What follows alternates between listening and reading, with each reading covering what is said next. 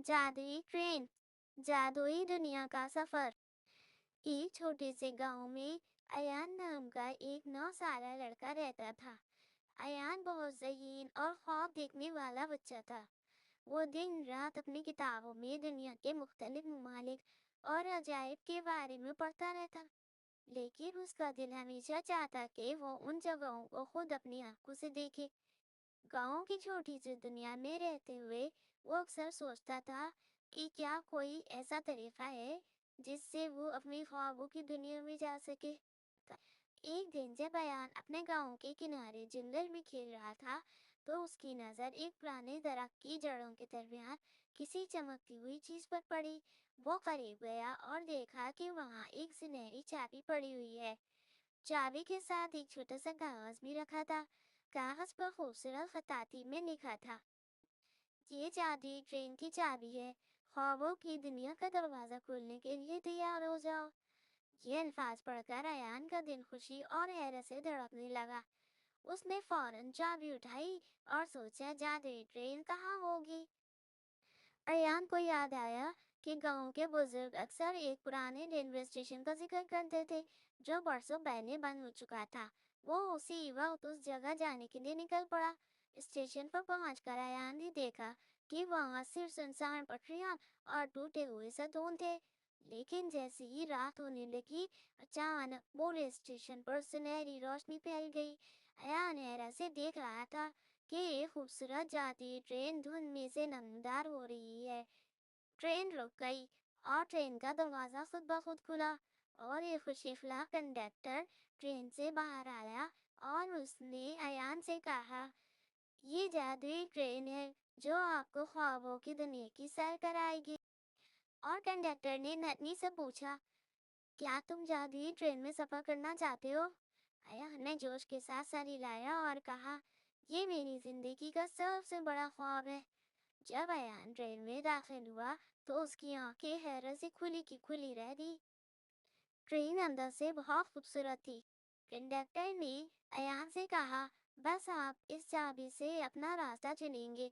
अयान ने चाबी को अपने हाथ में मजबूती से थाम लिया और जैसे ही उसने ट्रेन के एक अजीब से ताले में चाबी डाली, ट्रेन ने सीटी बजाई और सफर शुरू हुआ।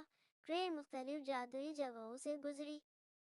फिर ट्रेन उसको लेकर एक ऐसी जादुई दुनिया में पहुंची जहां पर हर तरफ चॉकलेट ही चॉकलेट थे। सारे घर दरख्त हर जगह चॉकलेट ही चॉकलेट थी। चॉकलेट माइका परी ने उसका पुरजोश इस्तकबाल किया और उससे कहा कि ये चॉकलेट लैंड है और यहाँ पर आपको खुशामदीद कहती हूँ। यहाँ पर खुशियाँ बांटने से बढ़ती हैं। मिठास का मजा चखो, लेकिन याद रखो जब दूसरों को दिया जाए तो ये और भी मीठा होता है। ये कहकर उसने अयान को बहुत सारी चॉकलेट्स दी और वो अयान ने मजे मजे से खाई और उसको बहुत मजा आया। यहाँ पर अयान ने एक सबक सीखा कि खुशियाँ बांटने से बढ़ती हैं। फिर वो ट्रेन में सवार हो गया और ट्रेन दूसरी दुनिया की तरफ चल पड़ी। फिर ट्रेन एक ऐसे जंगल में पहुंची जहां हर परिंदा गाने वाला था। ये परिंदे इतने हसीन और रंगीन थे कि अयान उनको देखता ही रह गया। हर परिंदे की आवाज में एक नया गीत था जो दिल को सुकून देता था।